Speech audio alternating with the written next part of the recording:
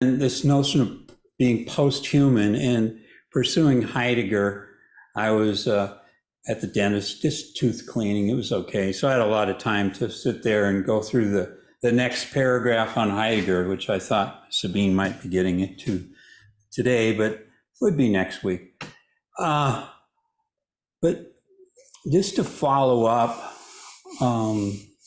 Heidegger seems to look at this notion of history and the notion of nature and says, well, science treats, his blanket statement treats everything as an object. And so it's missing something about the historical and something about the nature. And he seems to go two directions in the third paragraph of the introduction. One is to go to the pre-theoretical, which I think is nice for Enthinkment, because does that mean it's sense-making with the senses? Or does it mean it's some kind of pre-theoretical, want to get theoretical, which would be kind of a definition of Enthinkment anyway? So, and then the other direction seems to be spirit, because as usual, he's pursuing, in that paragraph, the third paragraph, Max Weber, who, as you know, talks about the spirit of capitalism. And the other one is Hegel, who he hasn't gotten to yet, but he will, trust me, he will. So what I've been doing lately, that's all lead into what I've been doing lately, is I'm going through the Jain Sutras. They're ancient texts, 2,500 years old. They're in Sanskrit, and I'm pursuing them as spiritual texts about posthumanism, is my orientation. And I'll just give you my cut on it at the beginning, and then run through, I think there's 5 questions today, and I'll be rather succinct about it when I get into it. If we have a humanist, post-humanist orientation to history, it seems like we wipe out nature. And if we have a humanist orientation to nature, we also wipe out nature. And we end up not being post-humanist. And so I hope you'll excuse me for my Jain India presentation today. I don't mean to, I just mean to share it with you. I don't mean to say, oh, you ought to consider this as a post-humanist orientation or anything like that, although maybe I do. So this comes from the third lesson of the second lecture, and the first question, I think, summarizes it quite well. Do you recognize the equality of all living beings? Like, how could you be a post-humanist if you don't recognize the equality of all human beings? And if you do recognize the equality of all living beings, then to kill any living being would be as bad as killing a human being. Because every being on the planet has its role in the web of life, and to pull one out and start to just declare them. So I've been focusing on pigeons because where I am in New Mexico, you can shoot about two or 300 a day, I think is the legal limit in New Mexico. And I have these, if you go to Google, you can see people proudly standing with their 10 gauge shotgun. It's illegal to use a 12 gauge, but don't tell people in New Mexico because they're still using 12 gauges on pigeons. So I'm going through the barn, and I'm on my 5th day of repairing the netting because it's one of the only solutions to pigeons in the barn. Now, you could just say, well, let pigeons be in the barn, David. Well, you're actually interfering with the pigeon's nature to be in nature and you're making them dependent on humans. So in the barn with the feed that's there for the horses, etc. Now get as get can if you're a pigeon. Pigeons are extremely smart.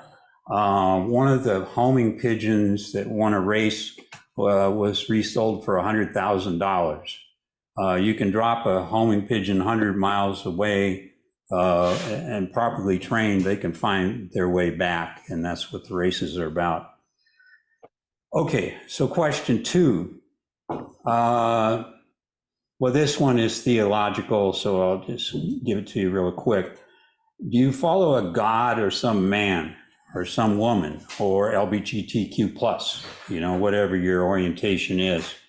And when we look at that from Jainism, we don't believe in God. We don't believe any Godhead created the earth. The universe was here billions of years. It's going to be here billions of years after humans. So in a post-human orientation, we don't follow God saying, oh God, would you help us with this or that? We look to the God within. So just ignore that whole question. Do we have right conduct in a post-humanist world?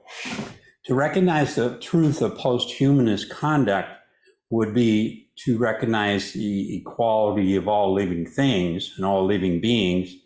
And for the Jains, that's down to the level of the microbes. 25 years ago, Mahavira looked at the subatomic. The Greeks weren't the first ones to look at subatomic. In India, it was happening hundreds of years before the Greeks thought of it. And probably it migrated from Persia, through Persia over to Greece, and then they started to pick that up. But the notion that the living mitochondria, the living microbes, the 32 trillion living cells of the body, the exchange of the body with the environments around them, all those living cells have the right to life. Now, Jains carry it to an extreme, I'll grant you, and for them, the right conduct is to recognize, well, in a reincarnation, humans could be reincarnated into those living microbes, or living microbes could reincarnate into animals, plants, humans, or etc. The fourth question is, do we know the indweller? Indweller is a focus from the Sanskrit on, and this happens around the world, but on the what are those things that you do? There's 7 of them. You have them. I'll think of the word in a minute. Chakras. Chakras. Yeah, that's the one. Chakras. So one of the chakras is the indweller, as Gurudev Shikshabhanaji, the monk who walked with Gandhi and actually was instrumental in getting Gandhi into the nonviolence. Anyway, to understand the truth of the indweller is to make the indweller the friend, because the indweller gives life to all the 5 senses and gives life to the soul / spirit, and allows us to overcome Mara, the goddess Mara, who's the goddess of death. Not very happy question, but whatever. Last question. What is your true interest? This has been a problem for me throughout my career, because my true interest was my career in publishing and gathering more stuff and polishing this fine automobile behind me here. So the gathering of stuff, but lately I've been taking more and more stuff to the Goodwill. Yesterday I loaded up this fine pickup truck with stuff from the Goodwill. Goodwill is overflowing. I guess Maria Kondo is having her impact on the world. And so I had to go to Salvation Army, but they were good. They made me list everything in detail on the receipt, whereas Goodwill, they don't care if you list anything. They just hand you a receipt. But be that as it may. But what is my interest, my true interest in life? Is it the splendor of life, living the good life, as much of the good life as I can? Here I stand in an automobile with or in a garage, 4-car garage with a Toyota sports car, a Toyota hybrid, and a V10 Triton F250 Super Duty truck that I'm taking all the scratches out and polishing it. And just, so if that's my true interest, I'm not a post-humanist and have no business using the word post-humanist in my vocabulary.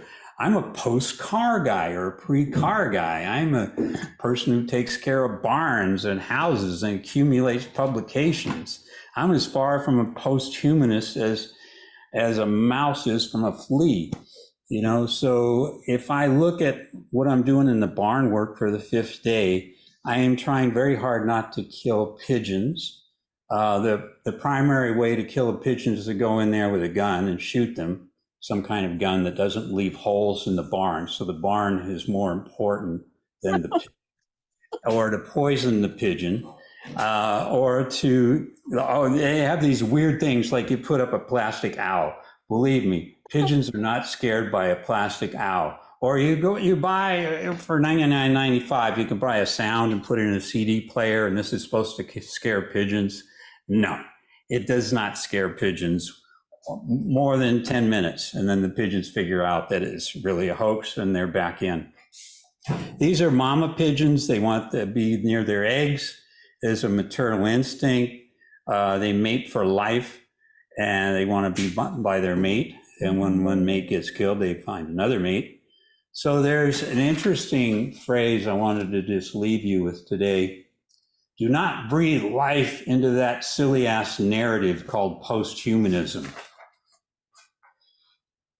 If you're pursuing history or you're pursuing nature and you've got a 3-car, 4-car garage full of automobiles, you know, you probably are not a post-humanist.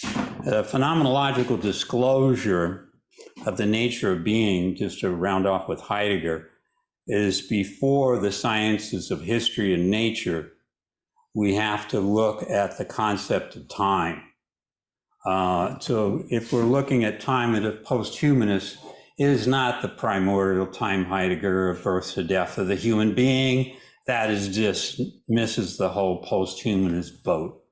So I will leave you with that, and you can shred my presentation now, and I will listen. Why would we want to shred it? It's not paper, so that would be hard. I am like in the earlier one, I posted a long comment to one of your earlier sutra videos, and I sure do like your simple posing of the questions, none of which are simple. They are questions I've heard many times, and a lot of it in my youth, growing up Catholic. And so far from wanting to shred whatever you have to say, I'm quite somewhere else, very appreciating the thought provocation that you do with these video. They are really profound questions. I remember when they first occurred to me, I don't know, sometime in the 7th grade or 6th grade or something like that. Well, isn't all life sacred? And thou shalt not kill anything, including microbes. Well, how are we to go ahead? No, I'm finding it fascinating what you're saying. Go ahead. Grace Ann, for the first time, I came home and she said, David, I've got a mosquito I caught. I want you to take it outside and let it loose. And then Jane approach to philosophy of life, the living of the higher good. That was the video last week, was the higher good, or yesterday, was the higher good. It's to respect all life to the extent that it's possible. So today I carried out a mosquito in a clear plastic container with a file folder under it and let it, I loose back into nature where it belongs, not in my house. But how many years did I live just swatting mosquitoes, swatting flies left and right? I mean, I could have been swatting Hitler or Mussolini or somebody that could have been that fly reborn, you know? So, or it could be some microbe on its way up in reincarnation to be a mosquito, and then it's going to become a pigeon. I don't think it works in hierarchy, by the way. It's there's a story in Jane where there's a forest fire, and the animals are all running from the forest fire to the edge of the lake, and there's an elephant there and a rabbit, and the elephant lifts its leg for a minute, and the rabbit scoots right underneath the big leg paw of the elephant, and the elephant stands there for 3 days protecting this rabbit, and then the forest fire subsides and the rabbit takes off and the elephant falls over dead. Well, the moral of this story from the monks who interpret it is that elephant jumped a few scales and went right up to godhood. We have godhood, and then we have nirvana, and we have, where you're just in permanent ecstasy and you don't care about humans again, So anyway, the elephant and the rabbit story. Yeah. The stories, Aesop's fables, and those stories about how human beings relate to,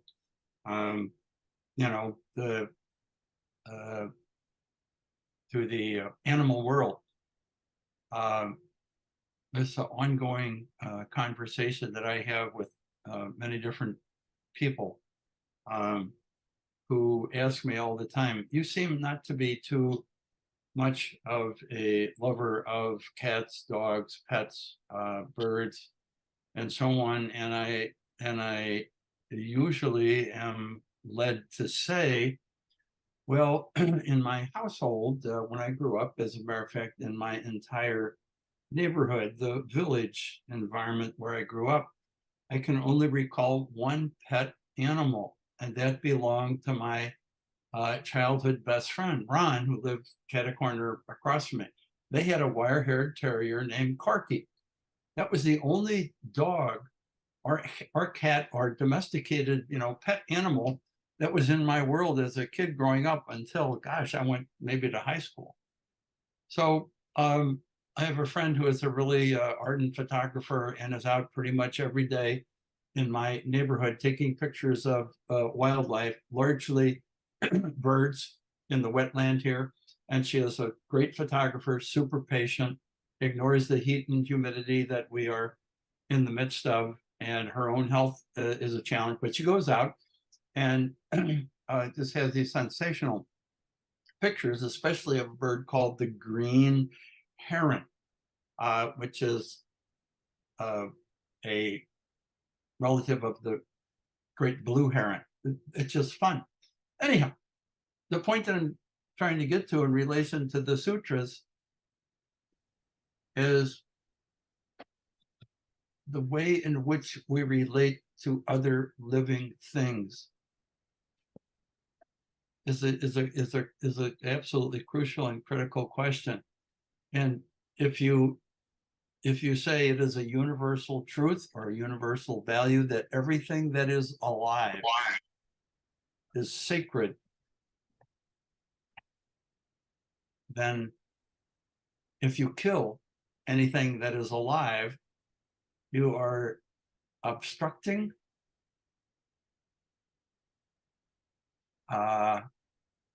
or trying to frustrate or trying to alter some reality,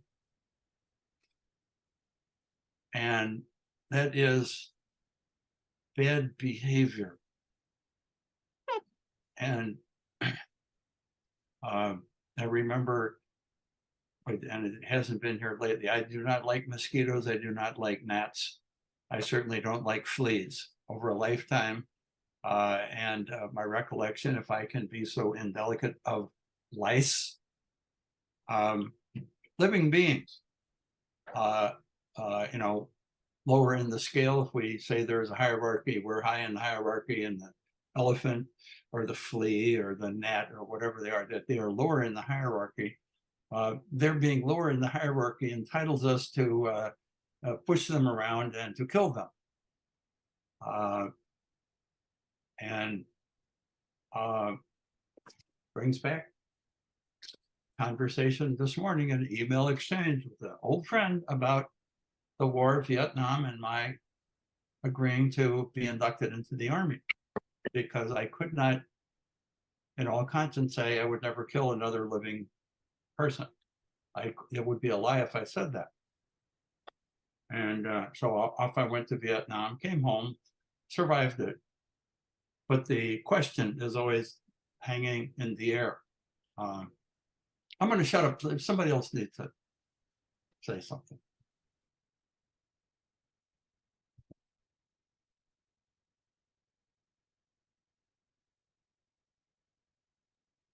And Paul, I think that is a really crucial point. I think is hierarchies, right? But we have, as humans, we have established these hierarchies, and we seem to be pretty sure that we are right and justified, right? I mean, it justifies a lot of the nasty things that we do, like the idea of killing pigeons, right? And on the one hand, we have the pigeon as a symbol of peace, right, and gentleness, and I think it makes it so brutal to me that, you know, that anybody could do something like that. And I think that the difference in, you know, here you have this fragile little bird and this enormous human being by comparison with a weapon, you know, I mean, it seems so disproportionate, right? And it's like, you gotta be kidding me, right? So how can we even do that, you know? So here we have this symbol of peace, and then people have a gun and shoot it. I just don't understand at all how that goes together. Let me show you something, Sabine, on this point, and Paul. I did a study of Google images, and there was no image I could find of do not shoot pigeons, so I made one, which I want to show you now. Let's see. Are you seeing that? Do not kill pigeons? I found a nice little drawing of a pigeon, and I added my own little words to it. But can you imagine on a whole Google empire of billions of people, there's not one do not kill pigeons. But I know in India they respect the pigeons, and there's flocks of thousands of them that they feed and whatnot. But I'm coming to know the pigeon. I'm trying to figure out how to be in a relationship with a pigeon that makes sense in the barn. Anyway, but I thought that was really fantastic that there was no sign. So I came up in the video yesterday, like, make a sign that says do not kill pigeons, you know. Now, I don't think anybody's going to do that real quick here in New Mexico, maybe Sabine, but people just take it for granted that you can kill hundreds and hundreds of pigeons and it's of no consequence. But for me, it has a consequence. And I think that whole idea of killing a little bird for supposed fun, right? It just doesn't really compute with me at all. You know, how can it ever be fun to kill a helpless bird? It's a sport. It doesn't compute, and I don't think, you know, for me, like a sport, you know, that's just, you know, yeah, that's a real challenge, right? Some kind of a sport. I mean, a sport? Seriously? I mean, if it's so uneven, yeah, it's a sport. If you wrestle somebody your own size, you know, oh, that's a sport, you know, but oh boy, you know, that it's really a sport to go up against a little pigeon. And David, I need to tell you, there is something that I think I will always remember we were walking towards your house, and there's a tree, right? And you said, let's walk really softly because there's a bird's nest in there. We don't want to disturb the bird, and I find that so beautiful and touching. I will remember that for the rest of my life. And we were tiptoeing by it, to not disturb the birds in that nest, and I thought that was so beautiful and in such contrast, to the extreme contrast between somebody shooting pigeons and, okay, let's tiptoe by this nest. It's just such an enormous, there was such love and care in what you said, that I thought, oh yeah, that's David. That that is just so awesome. I just had to get that out. So I really want to talk for a moment about complicity, because we're all part of systems. And are we complicit in the problem of pigeons, which they are considered pests, because we've invaded their territory, right? And we have created imbalance, and their populations are displaced and then go elsewhere, sometimes to people's barns, sometimes to people's houses. There's a really great film that I'd like to turn you on to. It's like one of my favorites. It's called The Master of the Ants, Ants. And it's a must watch. And I think it has a lot to do with what we're talking about here. Hi, Grace Ann. Now you're on microphone. Go ahead. Hi. You see, like your truck, I've been polishing it up, buffing the fenders. I thought we were talking about ants. Oh, we were. You're talking. Oh, it's a great film. The Master of the Ants. It's just incredible, and it's older. You could probably find it on YouTube at this point. Cool. In Greece, the ants are real big on the beach, and Right. you can talk to them. Mm. You can tell That's what them this guy does. their way, and then they do. Yeah, that's what this guy does. I mean, he's from a village in Africa, but it's a must watch because of how the thing progresses, and how you begin to understand what he's doing. Yeah. In the villages where the ants, and these ants are killer ants. Okay, they will actually harm people and kill people. And it's just an absolute must watch. And it's a short film. So Okay. That's good. Yeah. Wow. It's just, they'll call you later. Okay, no problem. Anyway, I'm going back to work. Bye. Bye. well, Ronnie, that might be enough for today. I don't know. But thank you all for the amazing input on pigeons. I'm okay, my stuff going out there right away, Ronnie. I don't need to see it. I said what I wanted to say. I will add that capitalism, the more I'm looking into it, seems to be accompanied or responsible for, complicit in a production of violence. If you take a post-humanist position and you look at capitalism, you would have to say that just about everything that's made has some sort of violence on it. And a humanist focused on human violence, slavery, withholding wages, that sort of thing against humans.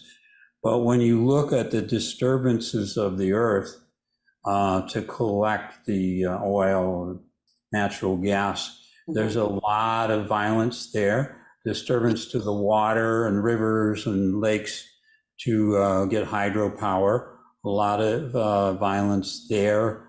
Cell phones, I have one here, made from certain materials that are mined, and mining itself is not only harmful to the humans, a lot of focus on that, a lot of the species there. So I started to think about, can I make a list of capitalist activity that doesn't include post-humanist violence? And I think that's one of the things that is very, very important to our Joan Bennett. Who else? Person we wanted to have as a keynote at the conference. Oh, Jane Bennett's coming? We wanted to have some of these posthumanist feminists, but they're sick. Okay. We couldn't get So them. a couple things on that. The appendix for that Karen Barat did on why she chose the term posthumanist, she felt very boxed in by other terms, Right. is worth a read. But secondarily, Myra J. Hurd, who does the wonderful work on microbiology. Oh yeah, Myra J. Now, yeah, I love and reading that. Yeah. she has now gotten into studying the microbes that that are affected by the toxic waste that they put down in the mines in BC, Canada. And what she found was brand new species are being created. And then you take a look at the thousands, perhaps tens of thousands of chemicals that had no basis in quote unquote nature, right? I mean, we're looking at complicity at levels that are you know, quite in that quantum and microbiological arena. And that's why I call myself a vital materialist. I do not go for a feminist vital materialist, because everything is alive. There is no such thing as inert. There is no such thing as an inert, INERT. No such thing as. And yet our systems have trained us to think that some things in this hierarchy are inert and some things are not, right? And then you build the hierarchy. It's these are fascinating questions, David. Thank you. Do you think it's, I'm sorry. Okay. Do you think it's more about how quickly or slowly they change? Like sitting where I am in the mountains, I see the mountains as alive. They just are moving very, very slowly to our perspective. Okay, so when they're Myra very much alive. Heard, and she's got some videos out right now on the work that she did with the toxins. What she found is she put markers out, and don't quote me on this, but it was something like a mile, and the brand new species caused by this toxic waste was so fast. It was a rise. Do you remember when we did the rhizomatic work, David? Okay, so it was faster than the rhizomatics, right? And so now she's working like 5 miles out, 10 miles out, because the microbes and their living condition is so quick. It's way beyond us. So do we, okay, this is just a question. Do we in our systems slow some things down with our point of view that are not really slow? Does that make sense? It's just a question. No, it's an important question because most of us here are in the business community and business professors, and I think we haven't really explored this notion of posthumanism in any deep way that Right. Karen Barad wanted us to do. I was thinking before of Donna Haraway, Jane Bennett, Myra J. Hurd. We need to take this post-humanist turn a lot more seriously. And I'm inspired because 2,500 years ago, some monk sitting on a palm leaf or something tried to figure it out, why humans are just one piece of life and not the whole thing. And define that as during one's pursuit of the highest good. I love this. Whenever I'm in a meeting, people say, and make it for the highest good. What the heck? Do they know what that is? The highest good of you and your pocketbook, the highest good in you and the health of your relatives? Or is it the highest good of all of the species, you know? And this guy has a little lesson well, the highest good is about all the species, and humans are no better than any other species. So, and if you want to be a wise man, a sage, then that's the way you treat it. I'm going, yeah, I want to be a wise man and sage. I did one on the hero. I don't know if you got time to look at it later on your own, but he said, what is a hero? Is it somebody that goes to war and kills a lot of people with guns and drones and whatnot? Or is it somebody that's a hunter and is killing a lot of people? Because I'm taking it forward to our day and age, you know. Or is it somebody that has reverence for all life and tries to have a path of life that is the least harm possible, finding the least harm possible, and that makes that the pursuit of their knowledge and conduct and faith, to have the least harm possible. I mean, if everybody, not everybody, if you had just, I don't know, a quarter of the planet doing the least harm possible, and all these problems would just be in a lot better shape for sustainability. I mean, I'm just no longer willing to say, I support the 17 Sustainable Development Goals. Yay, yay, rah, rah, rah. But let's kill all the pigeons. Let's kill all the mosquitoes. Right, or have it, make a sign, please, David. I was thinking about your pigeon sign. Make a sign, do not kill water. Do not kill water. Do not kill water. Water is alive, as you know, and when there's a guy, the German philosopher, I forget his name, but if you let water spiral and don't channelize it and de-water it and interrupt it with dams, it has an aliveness quality that affects not just your body, the body of all living species that are going to drink the water. And I'm going like, that makes a lot of sense, you know, but don't tell me it's about rationing water. You know, that's not the same thing at all. Okay, what toy is that? I got to know what toy is that. David, I have a question then. That was salt shaker. This is the Aw. salt shaker. I'm repelling it. What is I it? want to help me open it. Okay. David, I have a question though.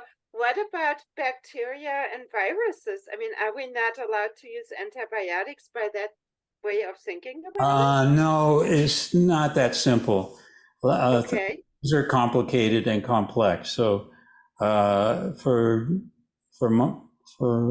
the approach Grace Ann and I have, let's just put it that way, do the least harm. So Yeah.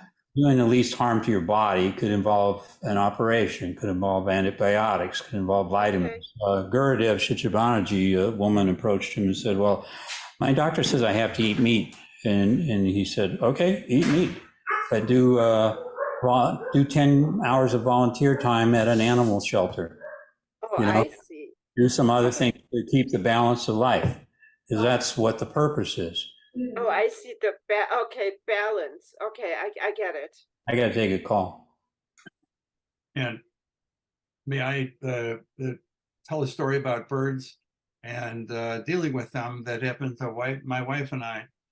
We were able in 1997 to finally buy a house. It was a new house. It was a house that had been built, and whoever had ordered the construction, I guess David is off into the wild blue.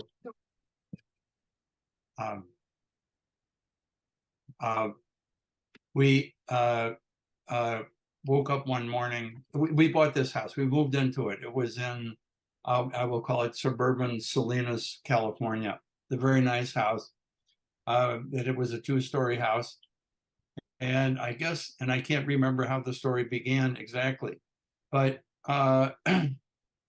we were going through springtime, and we looked out of our upstairs windows, or we were in our backyard looking up, and discovered that swallows, I didn't know there was a species, well, I didn't know anything. A species of swallows that build nests out of mud. The apex of our 2-story house, the entire length of the apex from one end to the other had been completely filled with mud nests occupied by these swallows. And we thought, isn't this kind of cute and attractive. And here we are living in nature. Nature is right out our bedroom window.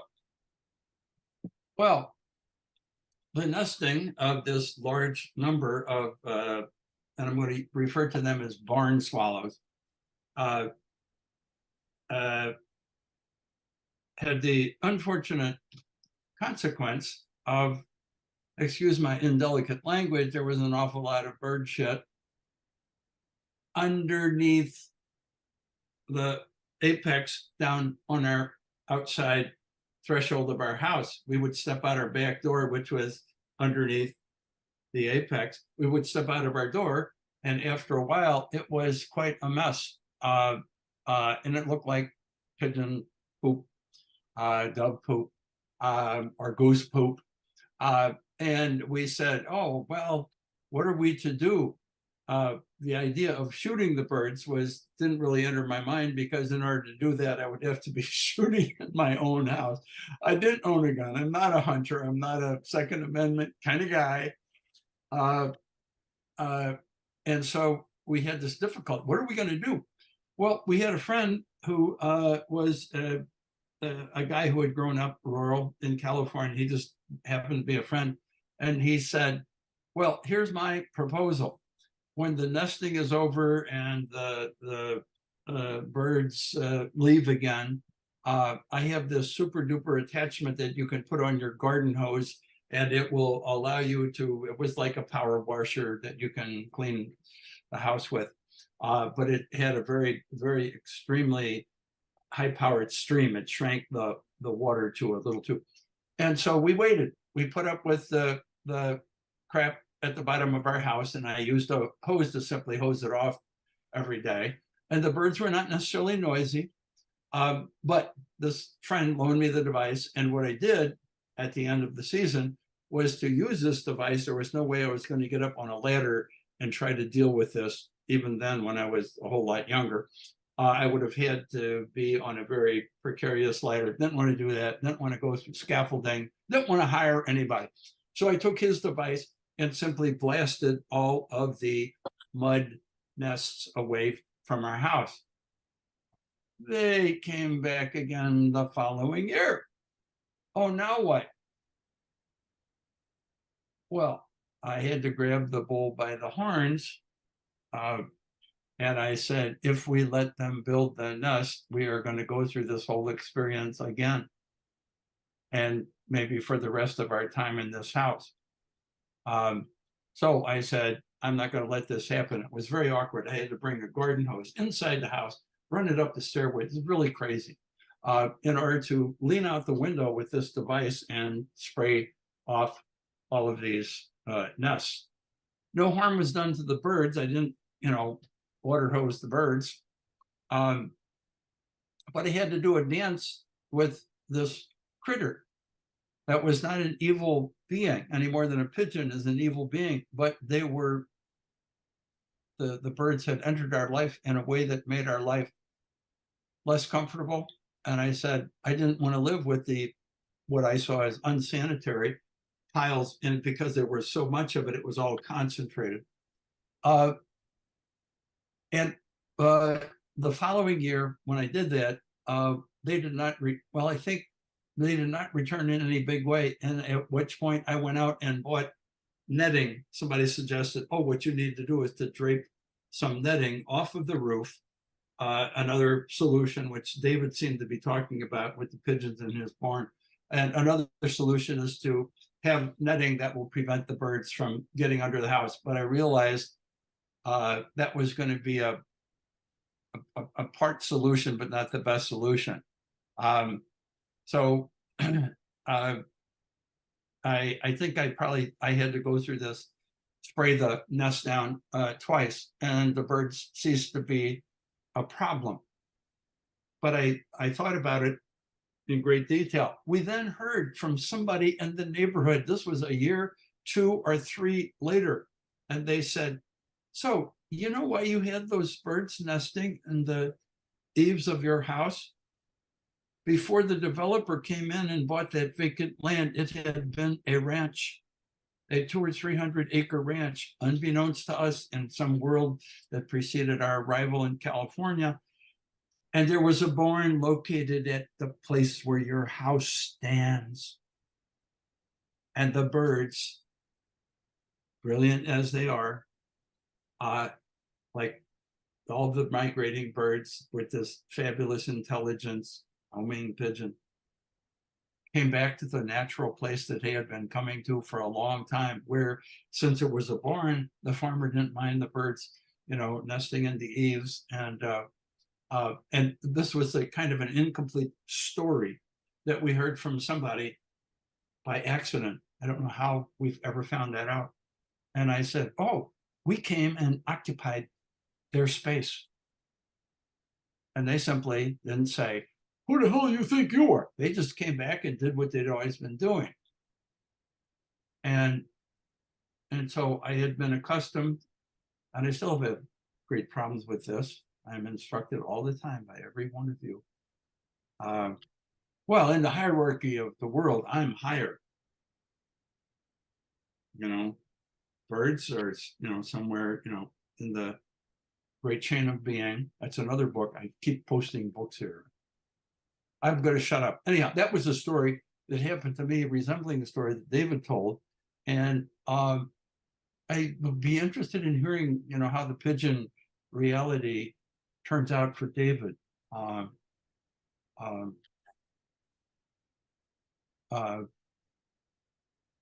This is important stuff. As Jerry, you point out, a primordial metaphor. Is that a long and thick book, or is it have a lot of white space maybe on? Well, Ronnie, show the book. It's not that thick. Okay. Oh, thank you. Ronnie showed it.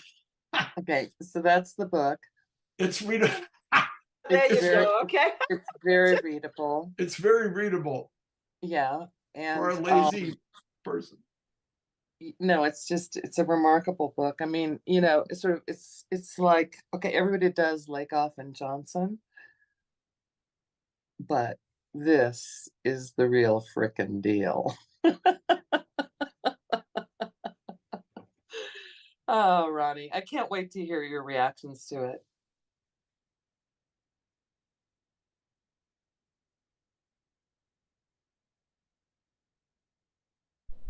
There you go. It's about 150 pages long. And it seems to end here with a meditation on the book of Ecclesiastes. So I'm excited. That is my favorite book. There's a fantastic quote in the Bible, in Ecclesiastes. It says, when a human dies, does their spirit go into the earth as an animal or up into the sky? No one knows. So there you go. According to the Bible, no one knows what happens when you die. Mm-hmm. Or if we even die. Yeah, dying is simply a matter of human perspective, right? Well, yeah. One of the things, I think I told you this, Ronnie. I mean, I was either going to do my dissertation on, because of course you have to like line out what your focus is. It was either going to be life or death. And so I began, I chose life. I chose the kairotic symbiogenesis. But during that time period, I was reading a lot about, the scientific knowledge on death. And basically they're extending by long periods of time, right?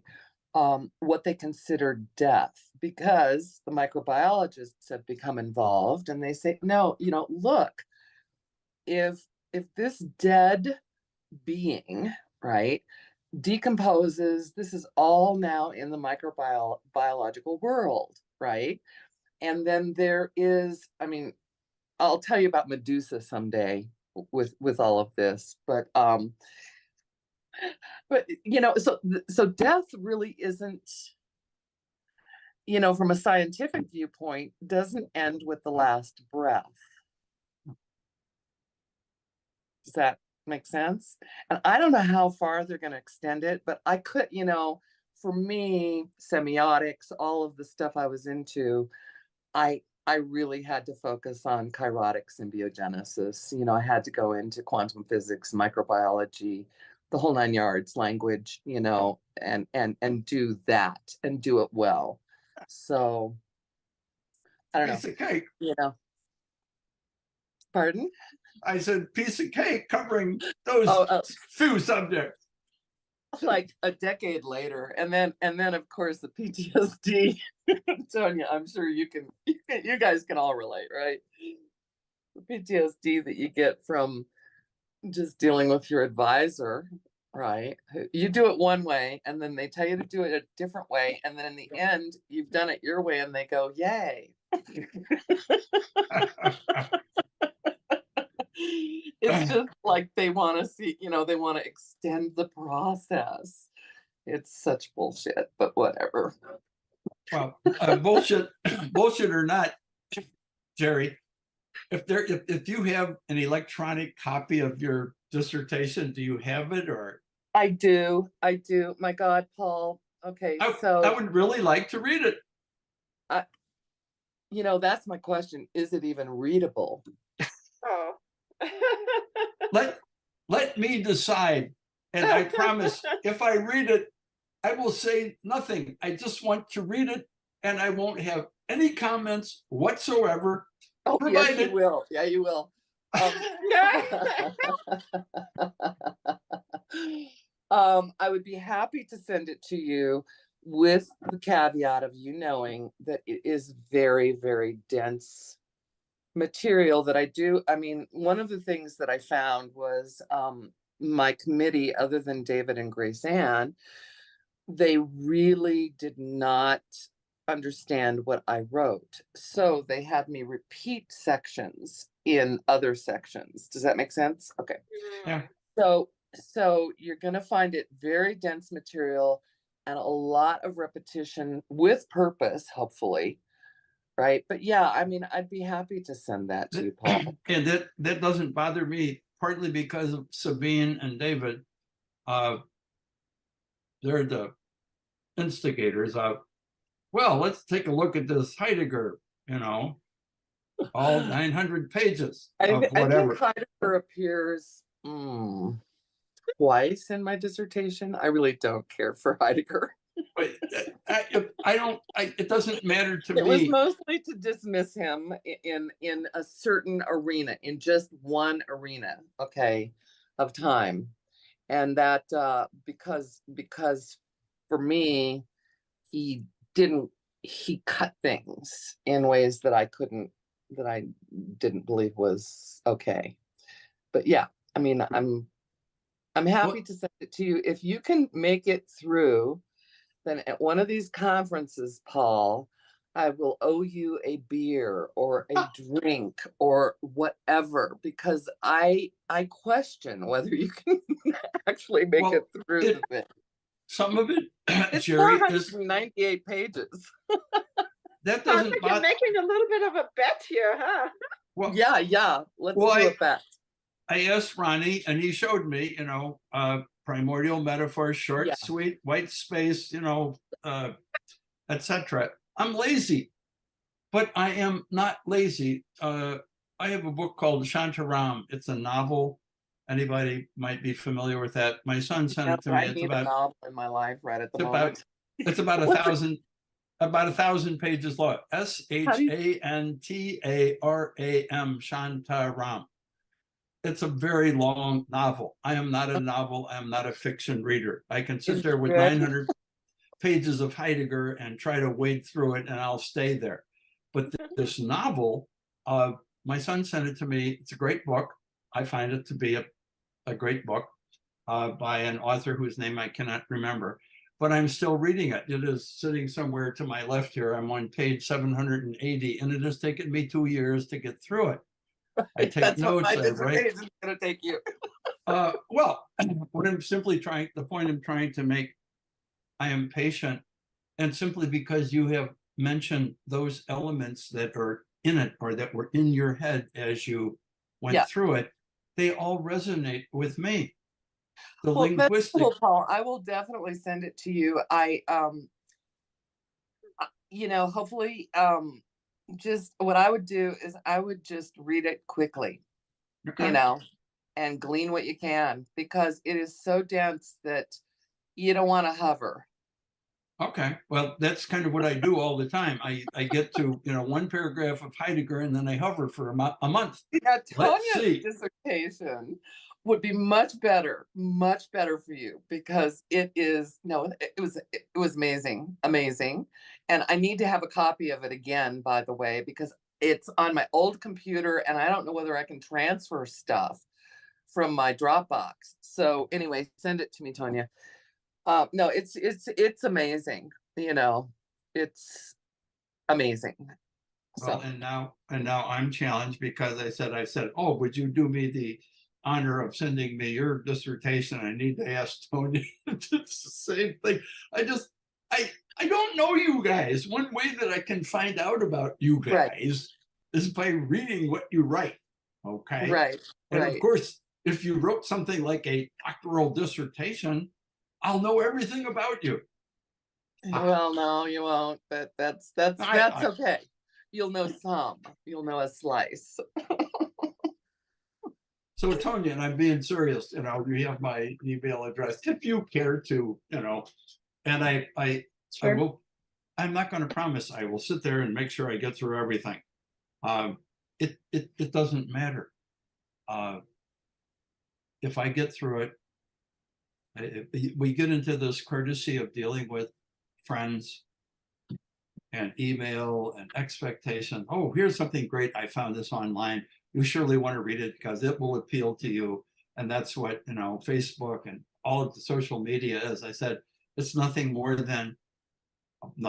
It's a later analog of, oh, here I am in the Pius XII Memorial Library in St. Louis with all the treasures of centuries upstairs in a room that I really can't get into. But whatever I want to find out, I can find it out. And by the way, I'm in the library with these other people who are nerdy too. And I get into conversations and I'm in a class and I go, nothing has changed. This is a university classroom. Except Right. I will Ronnie, say, this reminds me so much of the day that it was after class, and David had this we would write on the boards a lot, and so this one area was completely open, right? And so I began, do you remember this? I began talking about the Pythagorean theorem and where it originated. And so we began to make this timeline. Pretty soon, Ronnie, you were there. Do you remember this? Okay, so pretty soon the whole freaking board was filled up with various notations and things that we were thinking. And oh my gosh, that was one of my favorite memories of you, Ronnie.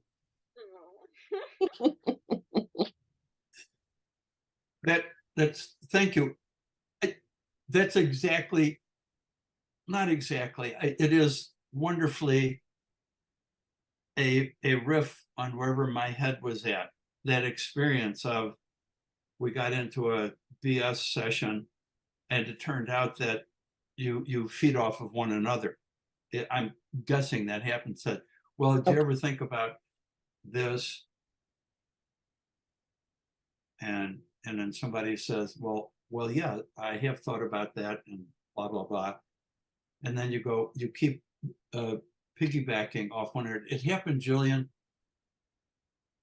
Oh, when you did that demo, and I wound up in the Zoom room that was the wrong room. You remember that? And you were going on about, let's see, you have to, what was it? You have to imagine, I forgot it. That was brilliant as a classroom strategy to get people out of the box. And I live in a box, so I always need to be, pushed out of it. And it had to do with not dancing. It was like, imagine yourself, and we had to act it out. Yeah, it was one of the exercises from Boal. Let me look it up because I kept notes because I'm working on that. Let's see. So for principle 1, I believe when you came in, we were doing the second exercise. Yeah. And let's see, that would be making the body expressive, and that was the walk, stop, justify. Yeah. Thank you. I had to ask you to bring it up again. Walk, stop, and justify. I needed to have a little code that I could remember it because I found it to be very instructive and completely out of anything I ever did in a classroom, because I was the language teacher and we couldn't do that at the Defense Language Institute. But it sure does make you think.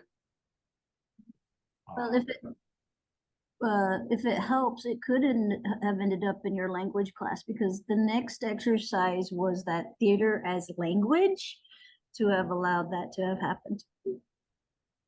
I had numerous unhappy experiences with theater in my undergraduate career. I had to study because I was doing the kind of crazy major that I did. I had to do drama in Greek, drama in Russian, drama in French, drama in German. And I had enough trouble I loved all the language part, but the theater part, the acting part, these aren't just words that you read on a printed page. It's like reading Shakespeare. And like Jerry was saying, don't hover, go quick. It's like, it's impossible to read Shakespeare quick if you're reading him. If you're in the theater, you're stuck, because the actors, who are all brilliantly prepared, go through all of that unbelievable language. And you know that it's all great. You know that it's all great, but I always run up on the stage and say, wait a minute, could you say those lines again? Such a nerd. Paul, acting was not your forte exactly. Like the text and the acting out at the same time, that didn't work out too well. I can't multitask.